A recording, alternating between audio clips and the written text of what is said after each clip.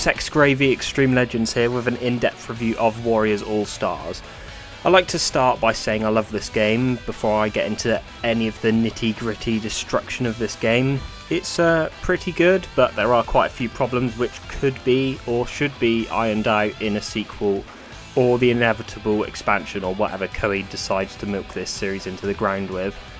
But if you take into account that this game is meant to celebrate 20 years of Omega Force, then this game is quite frankly a fucking embarrassment, and the sheer laziness of the title boggles the mind. I'll expand on that later in the video. As a side note, Warriors All-Stars, only a third of the characters in this have been in a previous Warriors game. If anything, it should be Koei All-Stars, but you know, that wouldn't sell copies now, would it? Anyhow.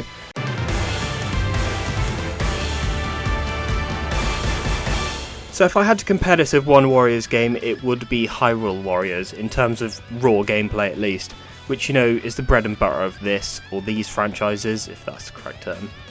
And the combat is the strongest point of the game, and thankfully it's fucking good. So gameplay is kind of like Gauntlet mode in Warriors Orochi 3, in the sense that you have up to 5 characters on the field at any time, who follow you around all the time. Combat is fast-paced while simultaneously requiring a level of patience unlike previous Warriors games.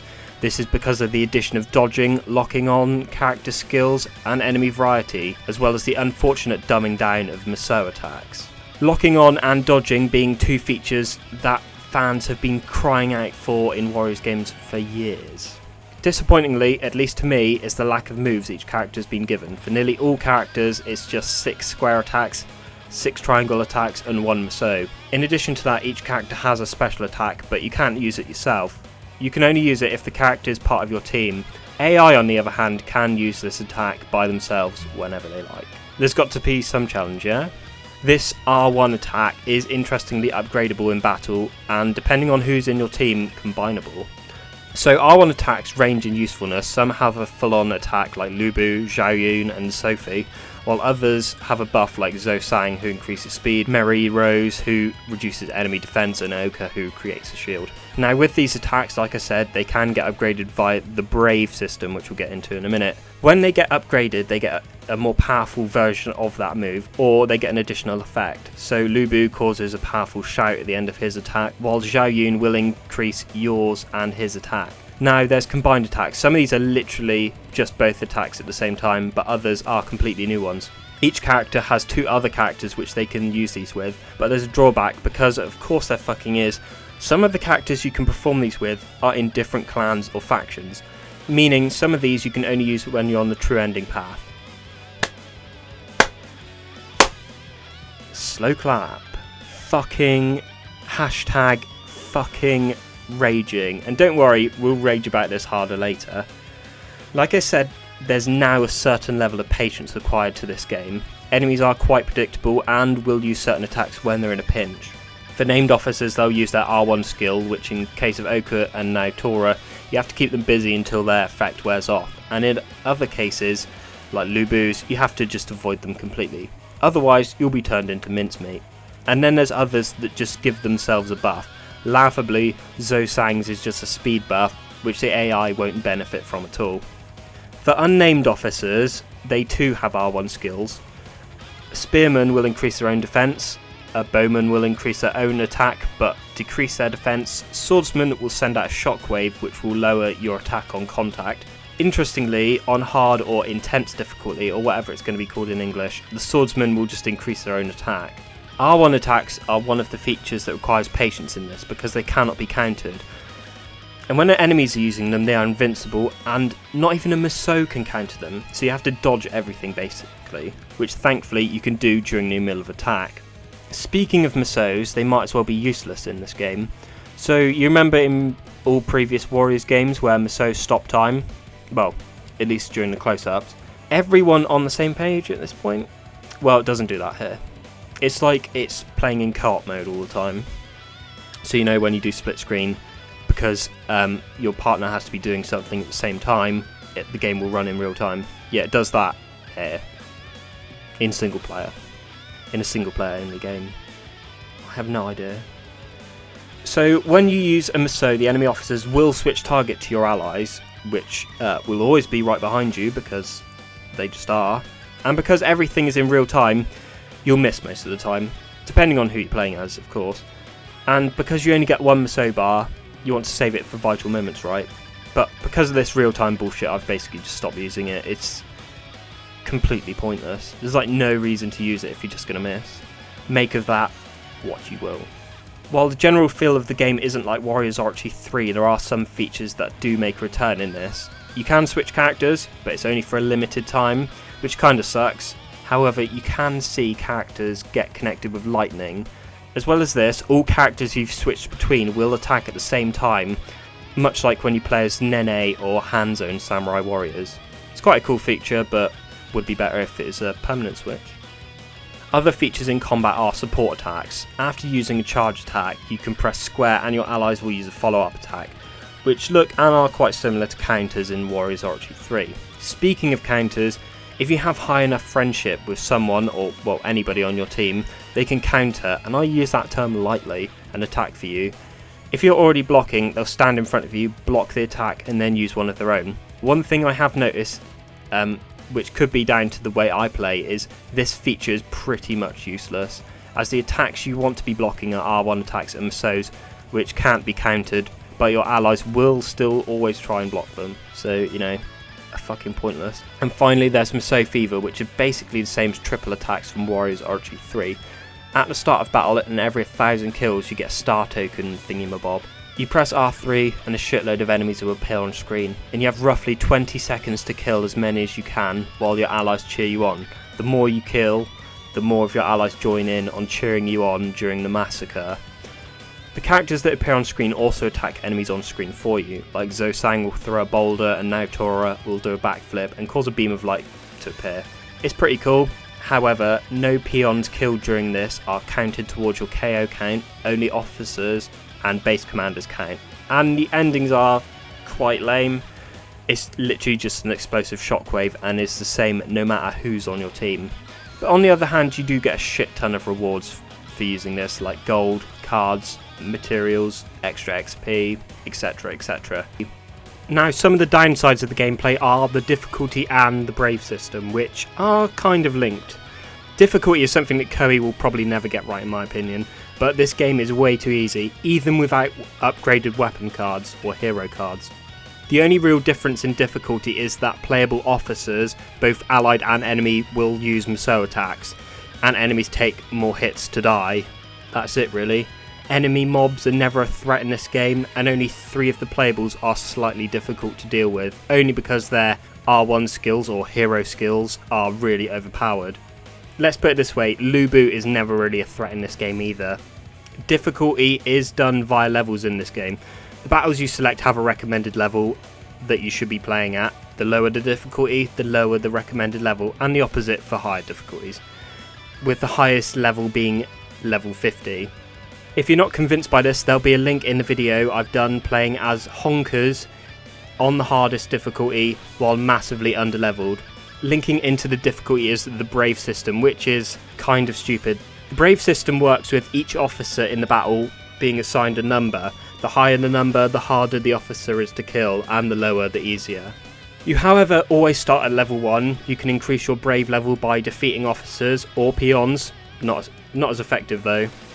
The perks of having high brave is that enemy officers are easier to kill, easier to stagger, and, not confirmed however, but I believe it also increases the chance of an element occurring. From my experience, if you're fighting officers with a higher brave than you, they'll just spam a single weak attack against you whenever you try to attack them, which isn't too bad when you're fighting someone 2 or 3 brave higher than you, but 4 or more, where the symbol turns to a deep red, then you're in for some annoying bullshit coming your way. In all, the brave system doesn't sound too bad, and yeah, you're kind of correct in a sense. Because of this system, the game forces you to play stages in a certain way. So for example, there's rescue stages, which you have to rescue 3 officers. If you don't, they'll die and you fail. With the brave system, the game kind of forces you to save your allies in a certain order, and it's always in a really fucking inconvenient way too. It'll be like the guy furthest away, then the guy next to where you started, then back to where you saved the first guy. Even more annoying because there's no horses, so it takes fucking ages. even with the new but not really new sprint feature. Another new gameplay feature is sprinting, like I just said, as there's no mounts. Well, other than the female cast, am I right, guys? Sprinting also a feature in previous Warriors games with no horses like One Piece and Hyrule Warriors, obviously. However, there's a twist here. You can continuously sprint and attack by using the strong attack button. A nice little feature. One plus side of the Brave system is that it makes rare enemies appear on the field of battle. There will be some variations of generic boss characters in some battles. They're usually solid gold or silver, and they'll be level 8 to 10 Brave mixed in with a load of weaker enemies. But killing them does give either loads of money, XP or materials, so there is a pro to fighting enemies a lot stronger than you are.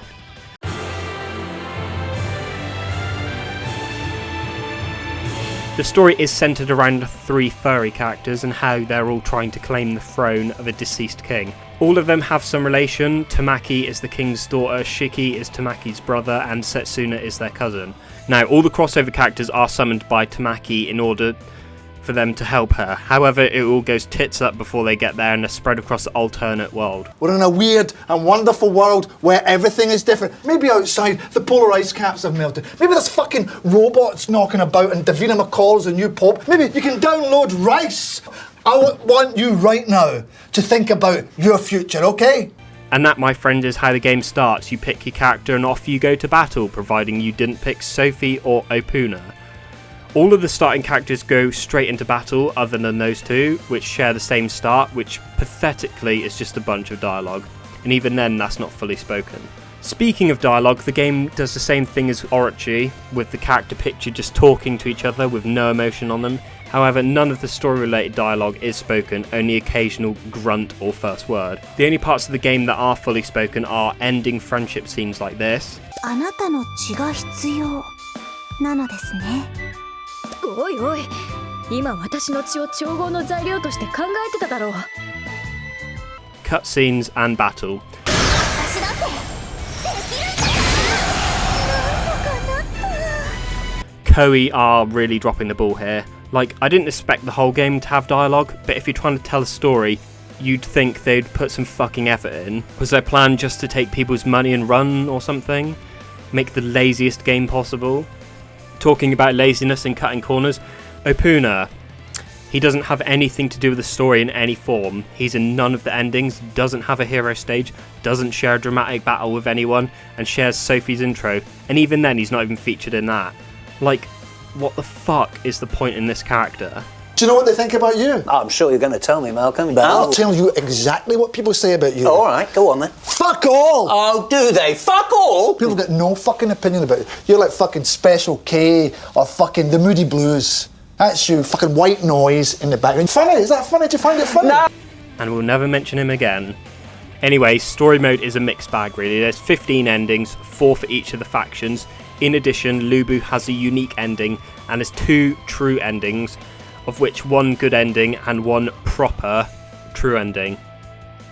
The proper true ending is pretty good and for the most part well thought out. There's some progression, you know, and all that good stuff. The other endings, not so much.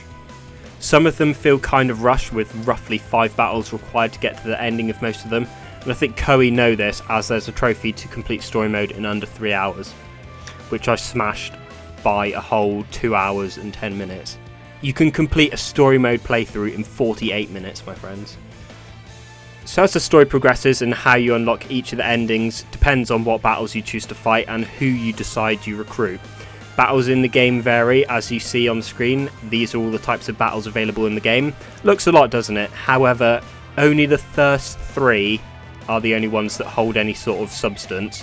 These battles appear at random locations on the map too. There's literally no correlation to the battlefield map and where it is on the map, which is kind of confusing and also really fucking lazy on the development side of things.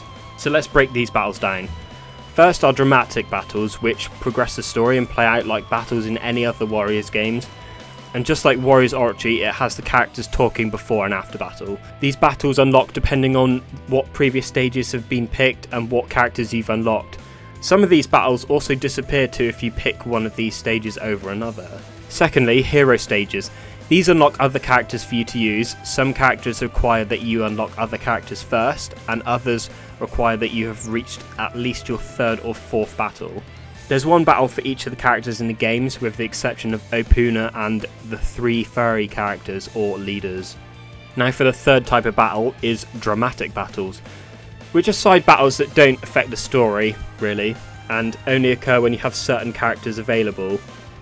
These battles are kind of like some of the stages in Dynasty Warriors 8 Extreme Legends, the final ones like Beauty Hunt and the one about meat buns, whatever it is. This Jin's final one in Extreme Legends. They're just a bit of fun on the side and kind of jokey, which one such stage involves Lubu and William, where Lubu wants to fight William, but William just keeps trying to avoid him.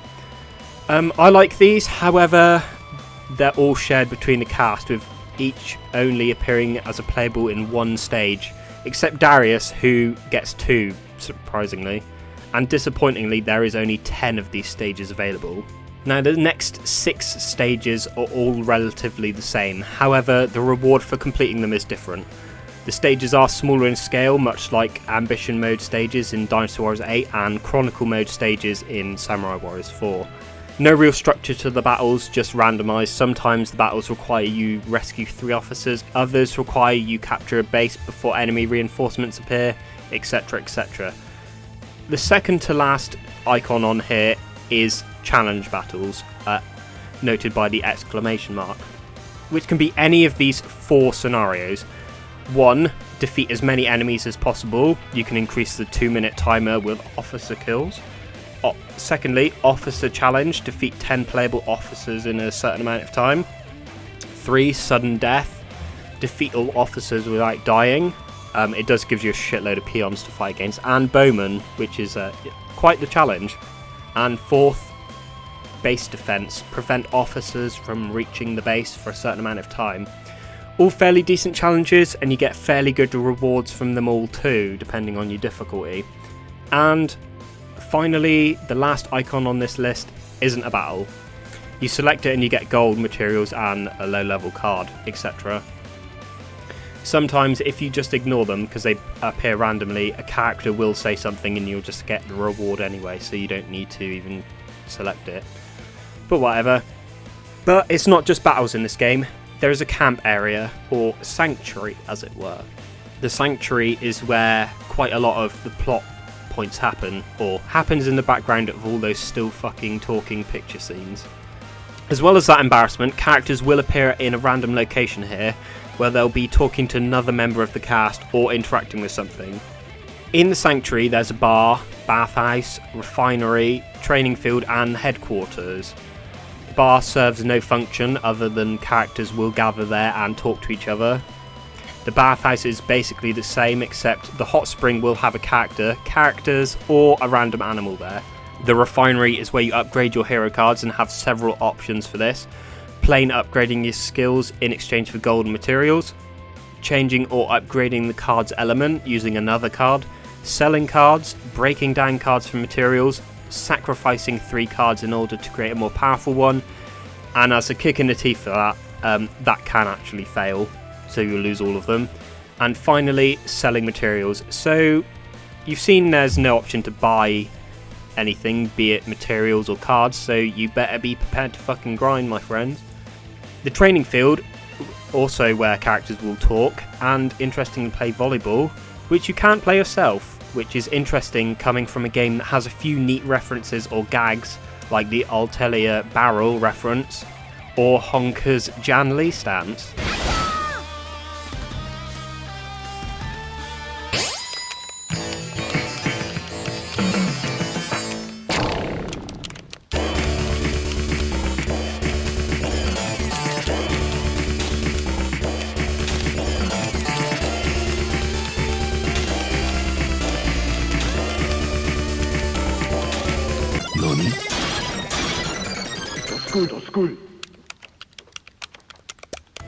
Just slightly disappointed that you can't play that.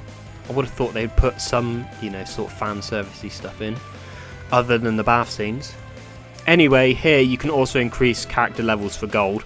Much like Hyrule Warriors, you can only increase a character's level to your highest character's level. So if my top character is level 14, I cannot exceed that. And finally, there's the HQ, or whatever you want to call it. This is where Tamaki, Shiki and Setsuna always are, and they'll never interact with each other if all three of them are there. But as well as this, you can accept character requests here. The requests can vary and can be anything from defeat X amount of enemies, gather X amount of hero cards, or complete X amount of battle types. Some of them are quite interesting, but obviously you get rewards from these, increased friendships, and a hero card, which will always have the same attributes and friend skills no matter how many times you do these. And I should add, on subsequent playthroughs, these requests will go back to nil. Some of these requests are quite challenging too, like Xiaoyun's third request, defeat 1,000 enemies without taking damage, and complete the battle. I mean, that's just fucking mental. There's probably a way to do it. Doesn't matter which difficulty you do these on either, the rewards are always the same. Now let's cover the other playable modes in the game. They are fucking non-existent. So if you're looking for anything like in Warriors Archery 3, then you are out of luck.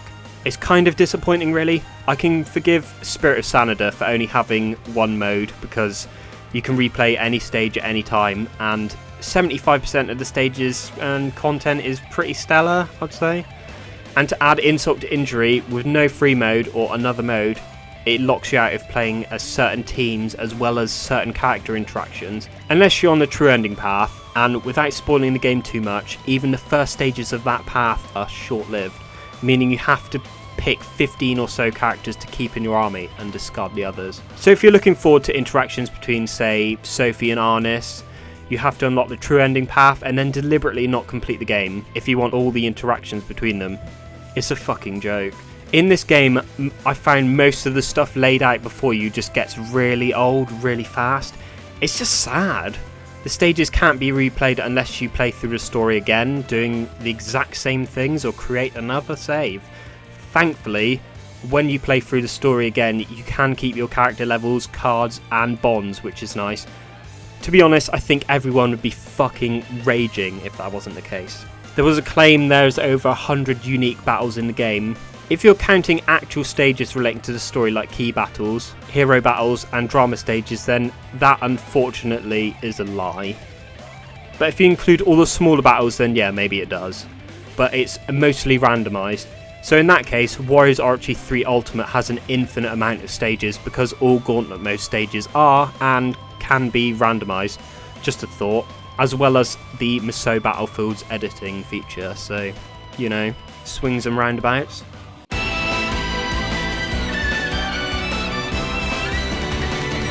Now, my opinion on the cast is relatively unchanged since my video thoughts on the Musou Stars lineup, link to that video below.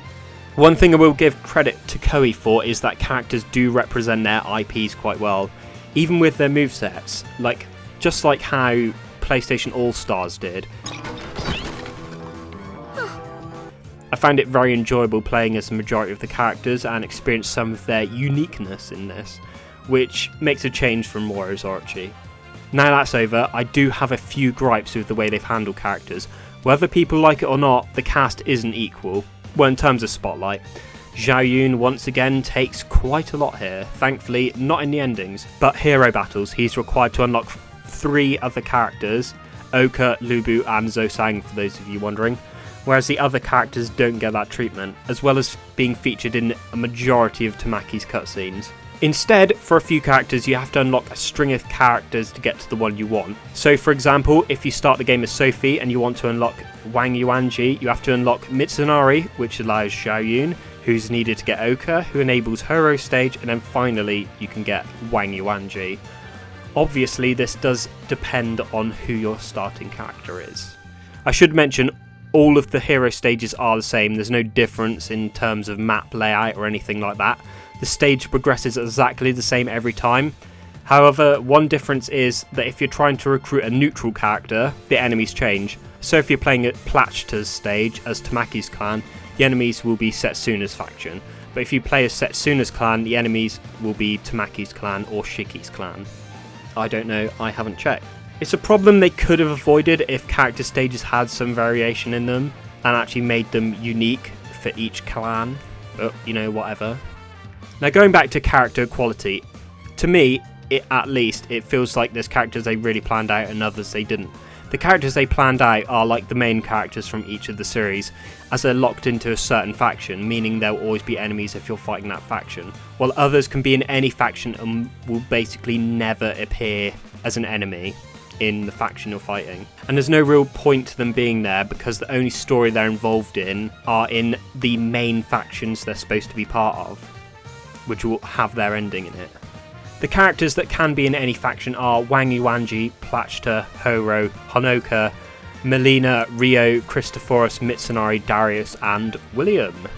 William and Rio being unique cases there, as they are selectable characters from the start. The other characters in that list are not. The characters that are fixed at least have their reasons for fighting, while the other characters are just kind of in battle with no sort of context, they're just there. The apparent reason that the character roster has been reduced to 27 characters, from different franchises I should add, is because the interactions between them are meant to be interesting. I'll leave that for everyone else to decide, as I'm quite biased to not really giving a shit about most of the cast. Regardless of what people want, that is what we have got. Character interactions, much like in Warriors Orochi, is done by a friendship meter, except here they've distinguished it by levels. Like Orochi, there is a benefit to increasing friendship. Not only do your allies try and counter attacks, like we said about 20 hours ago, but depending on the level of friendship you have, it unlocks new abilities on your character cards or hero cards, which are the weapon replacements. Thankfully, the game does tell you what character has which abilities and what level of friendship you need with them. As well as those bonuses, you do get the usual voice line changes in battle and character conversations in the camp segments. Unlike in Orochi, to get all the conversations, you do need to raise friendship with both characters. It's not a universal friendship. So for example, if you want all of Plachta and Sophie's convos, you have to raise your friendship with Plachta as Sophie, and then raise your friendship with Sophie as Plachta. If you raise your friendship enough with a character, they'll invite you to the hot springs, and there'll be some proper deep conversation and bathing. It's not as exciting as it sounds, unfortunately, and I couldn't even make that sound exciting. However, prior to this, you have to meet them in the hot springs several times before they're confident enough to bathe with you. The annoying thing about this is, it's entirely random who appears to talk to you and who appears in the bath scenes, and it is quite frankly a fucking joke. The very apex of all that is absolute patience testing wank. So if you're really planning on becoming friends with a character using another character, then yeah, have fun with that. I've put in 90 hours and have only had one bath scene. One of the proper deep ones, I should add.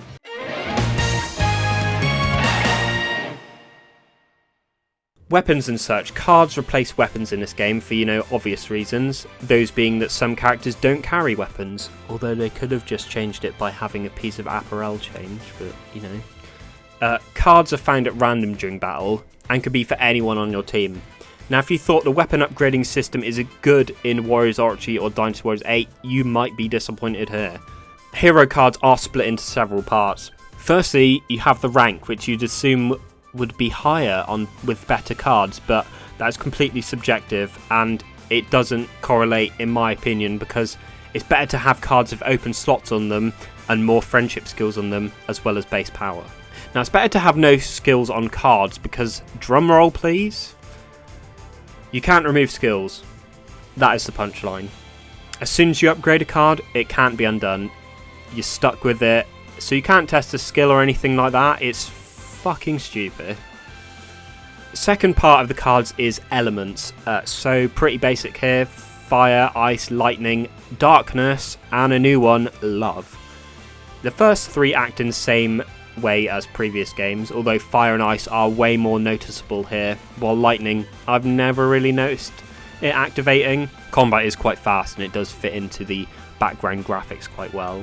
Darkness, or gale, whatever it does it will translate into in the English version, is essentially the same as slash or death, dealing massive damage to enemies and insta-kill on peons. And finally, love. Love is kind of like a combination of the Poison Orb from Dynasty Warriors 4 and Morass from Dynasty Warriors 8, meaning love debilitates the enemy, making them slower and more vulnerable.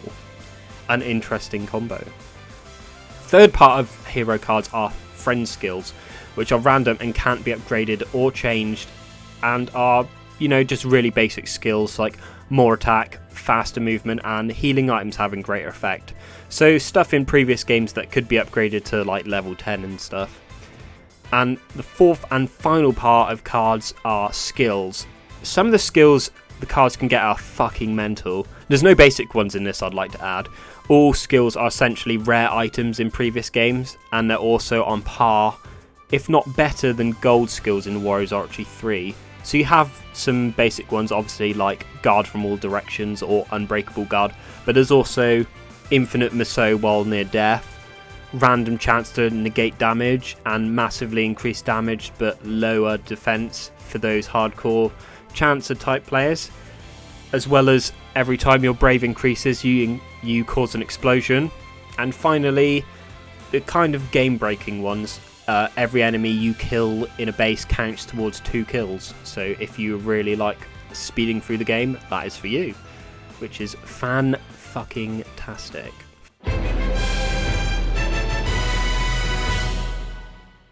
Now let's talk about how lazy this game is. Mainly it's the stages that piss me off.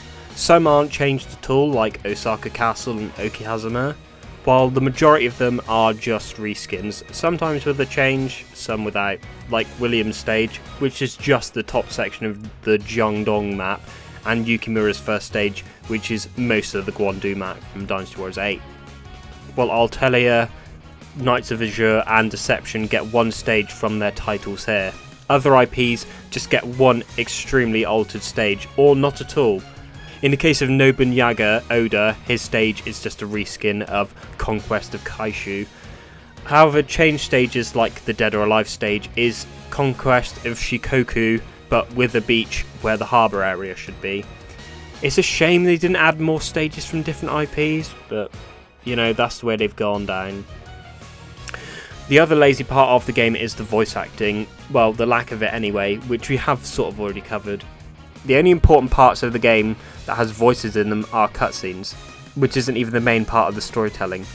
Now we just have those dumbass pictures and text, which says what's going on, and that's no way to tell a story. Gone are the days where Koei would invest time in unique character scenes like in Dynasty Warriors 4, where everyone would say something different. So, you're still alive. Ha! This will be interesting.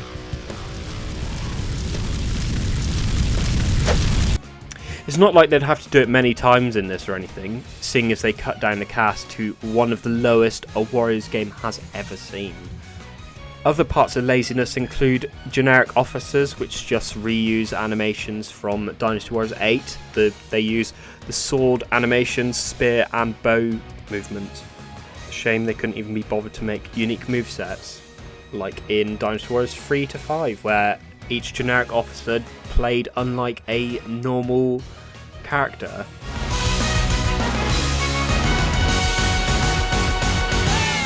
Finally, let's get down to collectibles and such. There is none. No collectible rare cards, no unlockable costumes despite having towels for 26 of the characters, which is a massive step back from Warriors Archery 3 where everyone had 4 costumes and the ability to customise the character too, as well as hidden mystic weapons. Now why am I bringing this up? It's because of the DLC practices. The Japanese version has, guess what? A fucking season pass for costume DLC, like Dead or Alive. Just no words. I don't even know where to go with this. It's not even original DLC or anything. It's characters in other characters' costumes with little to no variation on them. I just have no words. Like, people buy this shit and Koei will keep doing it because people keep buying this fucking bullshit. People stop buying it, then we wouldn't have to complain about them fucking doing this shit. Just, come on guys, just have a bit of patience and self-restraint and don't buy this wank. Let somebody else take the bait. I'll buy it and you can look at it that way. Just don't support shitty business practices.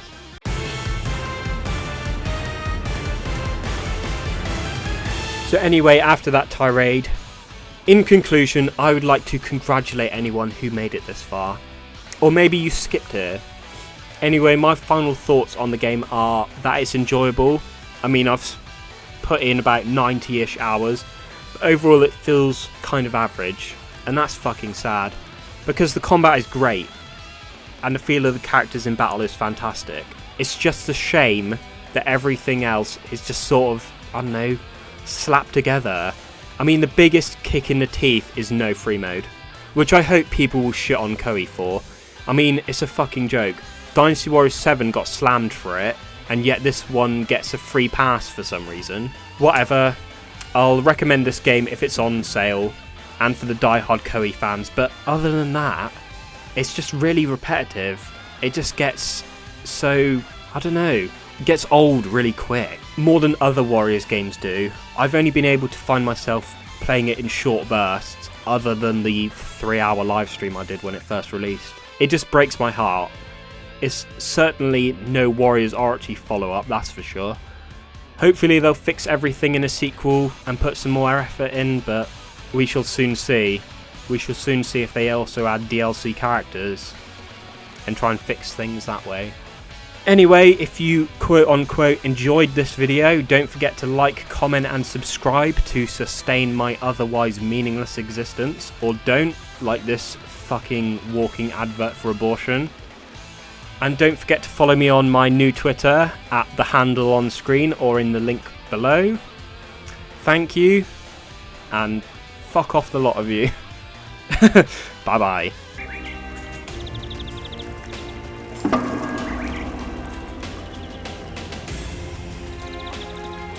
We're not having sex! We're not having sex! I shall report you to my mother, Lady House.